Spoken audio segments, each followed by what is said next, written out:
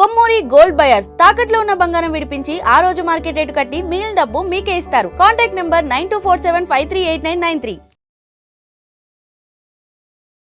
నమస్తే అమ్మ. అమ్మ, ఈ మధ్య కాలంలో చాలా మంది ఏమైనా కష్టం వచ్చినప్పుడు లేదంటే ఏమైనా నాకు సమస్య వచ్చినప్పుడు ఆలయాలకు వెళ్ళడం ఇలాంటివి చేస్తూ ఉంటారు. ఏమైనా అంటే అక్కడ చాలా వరకు చూస్తే దర్శించుకోవడానికి వచ్చిన వాళ్ళకన్నా ఏదో సమస్యతోనో కోరికలు నెరవేరకపోతేనో ఏదైనా సమస్యలు చెప్పుకోవడానికి వచ్చిన వాళ్ళే ఎక్కువ మంది కనిపిస్తూ ఉంటారు. అంటే సమస్య వచ్చినప్పుడే దేవుడు గుర్తొస్తుంటారంటారా? సమస్య వచ్చినప్పుడే దేవుడు గుర్తొస్తాడా అంటే అది ప్రశ్న మనమే వేసుకోవాలి. ఎందుకు అని అంటే నిజంగా తల్లి తండ్రి ఎప్పుడు గుర్తుండాలి అంటే 24 గంటలు గుర్తుండాలి కదా. అంటే కష్టం ఏమిటి, సుఖం ఏమిటి. ఇక్కడ వచ్చేసరికి ఏంటి అంటే ఇక్కడ కోరికతో దేవుడి దగ్గరికి వెళ్ళడం తప్ప రైటా అన్న దానికంటే దేవుడితో చేయకూడదు ఒకటి ఉంది. ఆ పని ఏమిటి అంటే వ్యాపారం. ఇప్పుడు అనుకోని సమస్య వచ్చిందనుకోండి, ఇప్పుడు మనం ఇలా చేసుకుంటూ వెళ్ళిపోతున్నాం రోజు పూజలు, ఏదో అనుకోని సమస్య వచ్చింది, అప్పుడు దేవుడి దగ్గర అమ్మ ఇలా అయింది అని చెప్పడం ఒక విధి. కానీ పూజ నాకు ఏదన్నా కోరిక కావాలంటేనే చేస్తాను, లేకపోతే నాకు టైం లేదు అంటారు చూసారా, అది తప్పు. అది ఎందుకు తప్పు అని అంటే దేవుడితో వ్యాపారం చెయ్యొచ్చా? ఎందువల్ల? ఇప్పుడు మీరు ఒక షాప్కి వెళ్ళారు, ఆ షాప్లో ఏదో ఒక వస్తువును కొనుక్కుంటున్నారు. వస్తువును కొనుక్కుని మీరు బయటకు తెచ్చేటప్పుడు క్యాష్ కౌంటర్ దగ్గర ఏం చేస్తున్నారు? ఎంతో దాని విలువ ఎంతో అంత ఇచ్చేసి ఆ వస్తువుని మీరు తెచ్చుకుంటున్నారు. అది ఎంత చెప్తే అంత.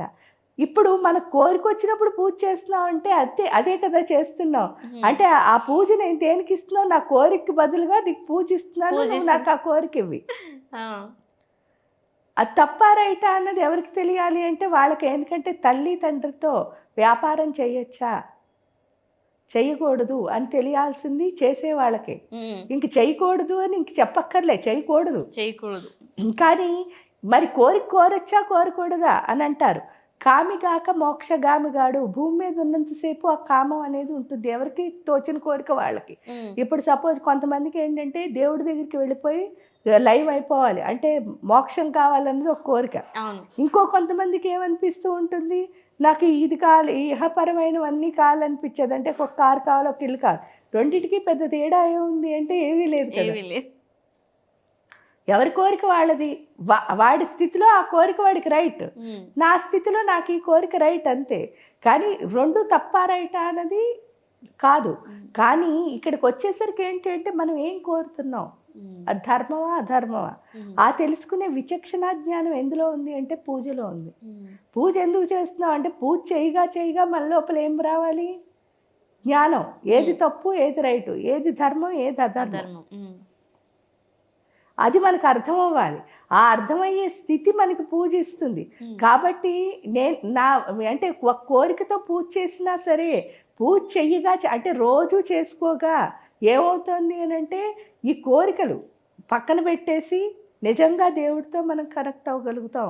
కానీ అది తప్ప రైటా అని అన్నప్పుడు ప్రతిరోజు కోరికల కోసమే పూజ చేయకూడదు. ఎందుకంటే ఆవిడ పేరు కామేశ్వరి అని చెప్తారు. కామేశ్వరి అంటే అర్థం ఏమిటి అంటే కామాలన్నిటికీ, కోరికలన్నిటికీ ఆవిడే బాసు, ఈశ్వరు రాణి. అయితే మనం ఎన్ని కోరికతో ఆవిడ దగ్గరికి ఎప్పుడు వెళ్ళామో ఆవిడ ఆ కోరికలను ఏం చేస్తూ ఉంటుంది? పెంచేస్తూ ఉంటుంది. ఎందుకంటే అమ్మవారికి ఉన్న లక్షణం ఏమిటి అంటే నువ్వు ఏదిస్తే అదే నీకు ఇస్తుంది. ఇప్పుడు నేను కోరిక ఇచ్చాను అనుకోండి, మళ్ళీ నాకు కోరికలు ఏమవుతున్నాయి? పెరిగిపోతుంది. అది కూడా రెట్లు. ఎప్పుడైతే రెట్టింపులు పెరిగిపోతాయి, నేను ఎప్పుడు కోరికతోనే ఆవిడ దగ్గరికి వెళ్తున్నాను, అది ఎంతవరకు రైటు అంటే 100% తప్పేను. ఎందుకంటే తల్లితో ఎప్పుడు ప్రేమ బంధం ఉండాలి తప్ప ఈ కోరికలు ఉండకూడదు. ఇది వ్యాపార బంధం అవుతుంది. వ్యాపారం చేయకూడదు, ప్రేమ ఉండాలి. అది రావాలి అంటే కొంచెం రోజులు మనం పక్కన పెట్టి ఆ దేవుడి మీద కనుక ఏకాగ్రతతో ఏదైనా పని చేస్తే స్లోగా మనలో ఆ ప్రేమతత్వం ఎప్పుడైందో ఈ కోరికలే ఉందమ్మా, ఆవిడే ఉందనుకోండి, అన్నీ మనతో ఉన్నట్టే కదా. అమ్మదై ఉంటే అన్నీ ఉన్నట్టే అని చెప్తారు కదా. ఆ అమ్మ మనతో ఉంటే చాలు, అన్నీ మనతోనే వస్తాయి. కానీ ఈ చిన్ని వాటి కోసం మనం దేన్ని దూరం చేసుకుంటున్నాం అంటే తల్లిది. అది కనుక గుర్తుంటే వ్యాపారం చేయకూడదు. అమ్మ, ఇప్పుడు మనం ఏవైనా గుడికి వెళ్ళినప్పుడు ఏమైనా మొక్కుకున్నప్పుడు మన కోరిక నెరవేరిస్తే నేను నీకు ఇది సమర్పించుకుంటాను, ఇది ఇస్తాను, అది ఇస్తాను అంటే ఎంతవరకు లిమిట్ ఉంటుందమ్మా? అంటే ఇప్పుడు కొన్ని చోట్ల కొన్ని ఆలయాల్లోని మీరు కోరిక నెరవేరితే ఇవి ఇవ్వండి, ఇవి సమర్పించండి అని కొన్ని దాంట్లోని రాసి కానీ చెప్పి కానీ పంతులు గారు సజెషన్స్ ఇస్తూ ఉంటారు. కొన్ని ఆలయాల్లో అలాంటివంటూ నియమాలు ఏమి ఉండవు. కానీ మనం ఎంత లిమిట్ వరకు ఏమైనా సమర్పించాలన్నా ఇష్టపూర్వకంగానే ఎంతవరకు ఇవ్వచ్చు అంటారు? నాకేమనిపిస్తుంది అంటే ఇలా చేస్తే అంటే ఒక మొక్కు ఏదైనా మొక్కావు అంటే దేవుడి మీద నమ్మకం లేదేమో అనిపిస్తుంది. అది నా అభిప్రాయం మాత్రం. దేవుడి మీద నమ్మకం లేదేమో అని ఎందుకు అనిపిస్తుంది అని అంటే, ఇప్పుడు నీకు నిజంగా నమ్మకం ఉందనుకో, అసలు సపోజు ఒక చీర మీరు ఏదో ఒక చీరో లేకపోతే ఒక బెల్లమో ఒక అల్లమో ఏదో ఒకటి అన్నమో ఏదో ఒకటి ఇస్తాను, అది ముందే ఇచ్చేసి నాకు ఈ సమస్య ఉందమ్మా పరిష్కారం చెయ్యండి అని నమ్మకం అనిపిస్తుంది. నాకు ఇది తీరితే నీకు అది ఇస్తాను అపనమ్మకమే కదా. అప్పుడు దేవుడి మీద నమ్మకం లేనప్పుడు మన కోరిక ఎలా తీరుతుంది అనిపిస్తుంది. అవునా కదా? అందువల్ల ఏంటి అంటే ఈ మొక్కులు అన్న దాని మీద నాకు అంటే అంత ఇష్టం లేదు. ఎందుకు లేదు అని అంటే అది దేవుడి మీద అపనమ్మకంతోనే మొక్కుకుంటావా అని అనిపిస్తుంది. లేదా దేవుడు అంత తక్కువ, ఎందుకు తక్కువ అని అంటే మీరు ఇచ్చి బెల్లానికి మీ కోరిక తీర్చేవాడు దేవుడు అవుతాడా? లేదా మీరు ఇచ్చే అన్నానికి ఎందుకంటే దేవుడు అంటే విశ్వవ్యాపక చైతన్యం కదా. మరి అంత గొప్ప చైతన్యానికి మీరేమిస్తే తృప్తి అవుతుంది అంటే తృప్తి లేనిది ఎక్కడా? ఒకసారి ఆలోచించుకుంటే తృప్తి అన్నది నాలోనే లేదు తప్ప దేవుడిలో కాదు కదా. అప్పుడు దేవుడికి మనస్ఫూర్తిగా మనం దండం పెడితే చాలు కదా. ఎందుకంటే మీ అమ్మ నాన్న మీరేం అడిగారని మీకు చిన్నప్పటి నుంచి అన్నీ చేస్తూ వచ్చారు. దేవుడు అన్నిటికంటే విలువైన ప్రాణశక్తిని మనలో ఎందుకు పెట్టాడు? మనం ఎలా మాట్లాడగలుగుతున్నాం, మనం ఎలా నడుస్తున్నాం, ఇవన్నీ మనతో ఎవరు నడిపిస్తున్నారు, ఎవరు చేస్తున్నారు? మీరు పుట్టారు, మీరేమైనా అనుకున్నారా? ఏంటి అంటే నాకు తిండి కావాలి, నాకు బట్ట కావాలి, నాకు నిద్ర కావాలని మీకేం తెలియదు. కానీ మీరు పుట్టడమే మీకోసం ఈ సృష్టిని సృష్టించినప్పుడు కూరగాయల్ని ఆకుకూరల్ని ఇవన్నీ ఎవరు సృష్టించారు? అలాంటప్పుడు మీరు స్పెషల్గా ఏదైనా కోరుకోవాలా? అవసరం లేదు, అడగక్కర్లేదు కదా. మీకు కావాల్సింది ఏంటో ఎవరికి తెలుసు? ఎందుకంటే మనం రాకుండానే మనకు అన్ని అమర్చి పెట్టింది భూమి మీద. అవునమ్మా. మరి అన్నీ అమర్చి పెట్టినప్పుడు మళ్ళీ వెళ్ళి మనం మొక్కుకోవడం కోరుకోవడం ఇవన్నీ దేవుడిని మనం నమ్మనట్టే కదా. అవును, అది ఇన్సెక్యూరిటీ కిందే వస్తుంది మీరు చూస్తే. చేస్తాడో చేయడో అని. ఎందుకు అంటే మనం అబద్ధంగా ఉన్నాం కాబట్టి. మనం ఏం చేయక్కర్లేదు. నిజంగా మనం అనుకున్న కోరిక ప్రతి ఒక్కటి సాధించాలి అంటే ఒకే ఒక్క పని చేయాలి. ఆ పని ఏమిటి అంటే మనం నిజంగా ఉండడం. అబద్ధాన్ని వదిలేసి నిజంలోకి వెళ్ళడం. ఆ నిజంగా ఉండగలిగితే చాలు. ఏమవుతుంది అంటే దేవుడికి దగ్గర అవుతాము. అప్పుడు మనం అనుకున్నవన్నీ సాధించగలుగుతాం. ఈ మొక్కులు ఇవన్నీ అక్కర్లేదు. ఇవన్నీ మనలో ఉన్న అపనమ్మకాన్ని, ఇన్సెక్యూరిటీని మాత్రమే చూపిస్తున్నాయి. మనం ట్రూత్ అంటే మనం నిజంగా ఉంటే చాలా నిజాన్ని చూడగలం. ఎప్పుడు మనకి భయం వేస్తుంది అది చేస్తుందో చేయదో అని. మనం ఇప్పుడు చూడండి, మీరు ఎవరి దగ్గరికైనా వెళ్ళి స్మార్ట్గా ఏదో ఒకటి అబద్ధం ఆడి వాళ్ళతో పని చేయించుకోవాలి అనుకున్నప్పుడు వాళ్ళు చేస్తారో చేయరో అని మీకు భయం ఉంటుంది. అదే కనుక మీరు స్ట్రైట్గా నాకు ఇది కావాలండి అని అడిగారు, అప్పుడు మీకు ఏముంటుంది? ధైర్యం ఉంటుంది. ఎందుకంటే చేస్తారు అని నమ్మకం. ఎందుకంటే మీరు కరెక్ట్గా అడిగారు, వాళ్ళు కూడా కరెక్ట్గా చేస్తారు. ఎందుకంటే ప్రకృతికున్న ధర్మం అదే. మనం ఎప్పుడైతే అబద్ధంగా వెళ్తామో అటు నుంచి కూడా మనకి ఏమొస్తుంది? అబద్ధం వస్తుంది. అది మీకు తెలియకపోయినా మన లోపల ఉన్న ఆత్మకి తెలుసు. అందుకే ఆత్మసాక్షి అని అంటారు. ఈ ఆత్మసాక్షి ఎప్పుడు నిజమే చెప్తుంది. కానీ మనం అబద్ధాన్ని ఏది పలుకుతోంది? నాలిక. ఎందుకు పలుకుతోంది? మన మనస్సు స్థిరంగా లేకపోవడం వల్ల. మన మనస్సు ఎందుకు స్థిరంగా లేదు? మూలాధార చక్రం స్ట్రాంగ్గా లేకపోవడం వల్ల. కరెక్ట్ ఏమో. సో ఈ మూడింటిని మనం మంచిగా చేసుకుంటే చాలు, నిజంలోకి వెళ్తాము. నిజంలోకి ఎప్పుడైతే వెళ్ళామో మనకి అసలు అపజయం అన్నది రాదు. మనం అనుకున్నవన్నీ అనుకున్నట్టు సాధించగలుగుతాం. కానీ అబద్ధంలో ఉన్నంతసేపు ఏమవుతుంది అంటే నిజాన్ని మనం చూడలేకపోతున్నాం. చూడలేకపోవడం వల్ల మనకి భయం వేస్తోంది. ఉమ్. అది మనకి ఇక్కడ అర్థమవుతుంది. ఎప్పుడు అర్థమైందో ఇంకెప్పుడు మనం ఈ మొక్కులు అవన్నీ చెయ్యం. ఉమ్. పూర్తిగా నిజం వైపే వెళ్ళడానికి ట్రై చేస్తాం. ఎందుకంటే మీరు పుట్టినప్పుడు మీకు తెలియదు ఉమ్. మీకు ఇవన్నీ కావాలని. అసలు ఉమ్. మీకు అన్నం కావాలని మీకు తెలుసా? మీకు ఆకుకూరలు కావాలని మీకు తెలుసా? మీకు కూరగాయలు కావాలని మీకు తెలుసా? లేకపోతే మీకు ప్రాణశక్తి కావాలని మీకు తెలుసా? తెలీదు. ఏమీ తెలియదు. కానీ మీరు పుట్టకుండా ఇవన్నిటినీ మీకు ఏం చేసింది? చాలామంది వాళ్ళు బంగారం ప్లేట్లో పుట్టారంటారు. ఇక్కడ పుట్టిన ప్రతి ఒక్కడు బంగారం ప్లేట్లోనే పుట్టాడు. ఉమ్. కానీ నాకున్న ప్లేట్ బంగారందని మనకు తెలియట్లేదు అంతే. ఎందుకంటే ప్రకృతి ధర్మం. అందుకే అమ్మవారిని ప్రకృతి అయినమా అని అంటారు. ఉమ్. ఎవరిని? లక్ష్మీదేవి. ఉమ్. ప్రకృతి అయినమా అంటే అర్థం ఏమిటి అంటే ప్రతి క్షణం మనకేం చేస్తూ ఉంటుంది అంటే ఆ ప్రకృతి ఏదో ఒక రీసోర్స్ ఇస్తూనే ఉంటుంది. ఎంత రీసోర్స్ ఇస్తుందో దాన్ని మనం నిలబెట్టుకోవాల్సిన బాధ్యత అయితే మనదే. అవునమ్మా. ఆ నిలబెట్టుకోవాల్సింది మాత్రం అది నిలబెట్టుకోవడానికే మన పూర్వీకులు ఏం చేశారు అంటే మన దగ్గర తృప్తి అన్నది 6వ సంవత్సరం నుంచి స్లోగా తగ్గిపోవడం మొదలు పెడుతుంది. ఉమ్. ఆ తగ్గిపోతుందని ముందే తెలుసు కాబట్టి మనకి మంత్రాలు అవన్నీ ఇచ్చారు. అవును. ఈ యోగ సాధనలు ఇవి చేయడం ద్వారా ఏంటంటే మనలో ఏదైతే తగ్గిపోతుందో దాన్ని మనం ఏం అలా ఉంచుకోగలుగుతాం. ఉమ్. మీరు ఒక్కటే చెప్తాను. ఏంటి అంటే బ్రిటిష్ వాళ్ళు మన దేశానికి వచ్చారు. ఉమ్. వచ్చినప్పుడు మీరు చదివే ఉంటారు, బోళ్ళని పేపర్లో కూడా వచ్చింది. అదేమిటి అంటే ఇక్కడ వీళ్ళ మానసిక స్థైర్యాన్ని మనం దెబ్బ కొడితే తప్ప ఏమీ చేయలేము భారతదేశంలో మిగతా దేశాల్లాగా అని రాసినప్పుడు వీళ్ళకి ఇంత మానసిక స్థైర్యం ఉండడానికి కారణం కనుక్కోండి అంటే వీళ్ళ విద్య అని చెప్పారు. అంటే మన విద్య అంత గొప్పది. మన మానసిక స్థైర్యాన్ని వాళ్ళు దెబ్బతీసినా సరే నీకేం రాదు మనకి నిజంగా ఏం రాకపోతే వాళ్ళు ఎందుకు వచ్చారు ఇక్కడికి? మన విద్యలను ఎందుకు పట్టుకెళ్ళారు? మనకేమీ రాదు కానీ ఈ రోజుకి కూడా మనం ఎలా నిలబడ్డాము అంటే మీరు చూస్తే బ్రిటిష్ వాళ్ళు వచ్చిన ప్రతి కంట్రీలోనూ వాళ్ళ నివాసం ఇప్పటికి కూడా ఉంది. ఒక్క దేశంలో మాత్రం ఉండదు. ఆ ఒక్క దేశం ఏమిటి అంటే మన భారతదేశంలో. ఎందుకంటే మనకున్న విద్య అంత గొప్పది. అంటే వాళ్ళు ఎంత లాగేసుకున్నా సరే మన మైండ్లో ఆ విద్య అన్నది ఏమైంది? ఎందుకంటే మనం అనుకుంటాం దేవుడు చూడండి కష్టాలు వస్తే, ఇప్పుడు మీరు అడిగిన ప్రశ్నే కష్టాలు వస్తే దేవుణ్ణి మొక్కాలా ఇవన్నీ కాదు. మనకి చిన్ని అంటే భయాలు పెట్టలేదు.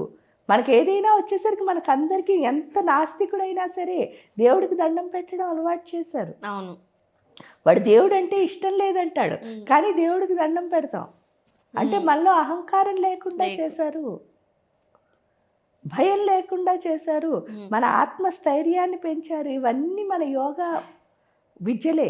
కాబట్టి వీటిని పట్టుకుంటే చాలు మన కష్టాలు అసలు ఏం కష్టాలు కాదని మనకు అర్థమవుతుంది. ఎందుకంటే కష్టం ఏమి ఉండదమ్మా. ఇప్పుడు సపోజ్ చూడండి, ఒక కోల్ అంటే ఏంటి? బొగ్గుని తీసుకున్నాం, అది భూమిలోంచి వచ్చే ఖనిజమా కాదా? బంగారం తీసుకున్నాం, అది కూడా భూమిలోంచే వస్తుందా? కానీ బొగ్గుని తీసుకున్నప్పుడు ఏమవుతుంది అంటే ఆ బొగ్గు తీయగానే ఏం చేస్తారు? ట్రైన్లు నడిపేస్తారు, మీకు కావాలంటే వేడి నీళ్ళు పెట్టుకుంటారు, ఏమైనా వాడకంలోకి రియల్గా అంటే ఆ బొగ్గు తీయగానే మీరు వాడేసుకోగలుగుతారు. బంగారాన్ని తీయగానే మీరు వాడేసుకోగలుగుతున్నారా? లేదు. ఫస్ట్ ఏం చేస్తున్నారు? నిప్పుల్లో పెట్టి కాలుస్తున్నారు. ఆ తర్వాత ఏం చేస్తున్నారు? సుత్తితో బాగా కొడుతున్నారు. ఆ తర్వాత కూడా ఊరుకుంటారా? మిషన్స్ మీద పెడతారు. ఆ తర్వాత ఆకురాయిలతో ఇల్లు అంటారు, అందులో రాళ్ళు ఇవి పొళ్ళు పెడతారు. అవన్నీ భూమిలోంచి వచ్చినవి. అవన్నీ చేసిన తర్వాత మీ మెడలోకో మీ చేతికో మీ చెవులకో వస్తే అందరూ చూసి ఏమంటున్నారు? అబ్బా ఎంత బాగున్నాయో. అంటే ఆ అద్భుతం రావాలి అంటే ఇక్కడ కష్టపడుతుందా లేదా బంగారం? పడుతుంది. అంటే మనలో కూడా షైన్ బయటికి రావాలి అంటే మనం ఏమవ్వాలి? కష్టపడాలి. సుఖంగా ఉంటే ఏది రాదు. అంటే హార్డ్ వర్క్ అనేది చాలా ఇంపార్టెంట్. అది మనకు అర్థమయ్యేటట్టు చేస్తున్నదే కష్టం. సుఖంగా ఉంటే ఏమొస్తుంది? Hard work. సుఖంగా ఉన్నారనుకో మీరు ఎందుకు పనికొస్తారు చెప్పండి? కష్టపడలేరు, అది కష్టం అనిపిస్తుంది. కానీ నిజంగా కష్టపడితేనే మన లోపల షైన్ ఏమవుతుంది? బయటకు వస్తుంది. ఆ వెలుగు బయటకు రావాలి, ఆ కాంతి బయటకు రావాలంటే మనం తప్పకుండా శారీరక శ్రమ అన్నది అవసరము. అది మనకు అర్థమయ్యేటట్టు చేయడానికి వచ్చేవే కష్టాలు. నిజంగా కనుక మీరు కష్టాన్ని ఎంజాయ్ చేయడం మొదలు పెట్టారనుకోండి, మీ లైఫ్లో అది ఎంత సుఖమో అర్థమవుతుంది. అర్థమవుతుంది. కరెక్టే. ఎందుకు ఫస్ట్ అంటే కష్టం అనగానే భయపడకుండా యాక్సెప్ట్ చేయాలి. దానికి ఎగ్జాంపుల్స్ బోల్డ్ ఉంటాయి మన లైఫ్లో. అందులో ఒక ఎగ్జాంపులే, ఒక రాయిని తీసుకున్నారండి, దాన్ని చక్కగా అందమైన శిల్పంలా చెక్కారు. శిల్పంలా చెక్కుతుంటే ఇంకొక రాయి అక్కడే ఉందిట. ఉండి బాబాయ్ ఇక్కడ కనుక నేను ఉన్నాననుకో ఏ కాలుకో చెయ్యికో వాడేస్తాడని స్లోగా దొల్లుతూ దూరంగా వెళ్ళిపోయిందిట. కానీ ఈ రాయిని అందమైన బొమ్మ కింద చేసిన తర్వాత గుళ్ళో పెట్టి దానికి ప్రాణప్రతిష్ఠ చేశారట. రోజు పూజలు అందుతుంది అది. అవునా? చక్కగా ప్రాణప్రతిష్ఠ చేశాక ఆ అమ్మవారికో అయ్యవారికో మనం పూజలు చేస్తాం కదా, చక్కగా పూజలు చేస్తున్నారట. ఒక రాయి అక్కడే ఆవిడ కాలు కింద పెట్టారట. పెట్టి రోజు వచ్చి కొబ్బరికాయ కొట్టడానికి కొడుతూ ఉంటే అది ఏడ్చిందిట. ఏడ్చి నువ్వు నేను ఒకే చోట పుట్టాం కదా, మరి అలాంటప్పుడు నాకెందుకు ఈ కొబ్బరికాయలు రోజు కొడుతున్నారు, నువ్వు మాత్రం పూజలు ఎందుకు చేయించుకుంటున్నావు అని ఈ రాయిని అడిగిందిట. ఆ రాయి అడిగితే అప్పుడు ఈ రాయికి ఆ రాయి ఏం చెప్పిందిట అంటే, ఒక 4 నెలలు నన్ను సుత్తితో బాగా బాదాడు, అప్పుడు అక్కడే ఉన్న నువ్వేమైంది దూరంగా జరిగి వెళ్ళిపోయావు, వెళ్ళిపోయి నా ఏ కాలో చెయ్యో మళ్ళీ నన్ను ఇలాగే సుత్తితో కొట్టి చేస్తాడు అనుకున్నావు, కానీ ఆ సుత్తి దెబ్బలు తిన్నాను కాబట్టే 2-3 నెలలు ఈ రోజు నేను దేవత కింద ఒక 500-600 సంవత్సరాలు పూజలు అందుకుంటున్నాను. అది ఆ సుత్తి దెబ్బ తినడానికి నువ్వు జంకి పారిపోయావు కాబట్టి రోజు కొబ్బరికాయతో కొట్టించుకుంటున్నావు. అంటే అర్థం ఏమిటి అంటే, కష్టపడ్డావు అనుకోండి అలా దేవతలా పూజలు. అంటే మన విద్య మన ఏం చేస్తుంది అక్కడ, దేవతల మన ఓర్పు, మన విద్య అంటే ఇక్కడ ఓర్పు, మనం నేర్చుకునే లక్షణం ఏదైనా కూడా అది మన ఒక దేవతలా నుంచోపెడుతుంది ఆ విద్య. అంటే మన జ్ఞానమే మన ఒక దేవతలా నుంచోపెడుతుంది. అదే నాకొద్దు ఈ కష్టం అంటే నేను ఇప్పుడు సాధన చెయ్యాలంటాను ఒక 4 గంటలు, మీరేమంటారు ఆ 4 గంటలు నాకు టైం ఎక్కడుందండి వెళ్ళిపోతాను అంటారు. వెళ్ళిపోతానంటే 4 గంటలు మీరు సాధన చెయ్యకపోతే 24 గంటలు ఏమవ్వాల్సి వస్తుంది, నిజంగానే కష్టపడాల్సి వస్తుంది. ఎందుకంటే చదువుకున్న వాడికి చదువు రాని వాడికి అదే కదా తేడా. అవునమ్మా.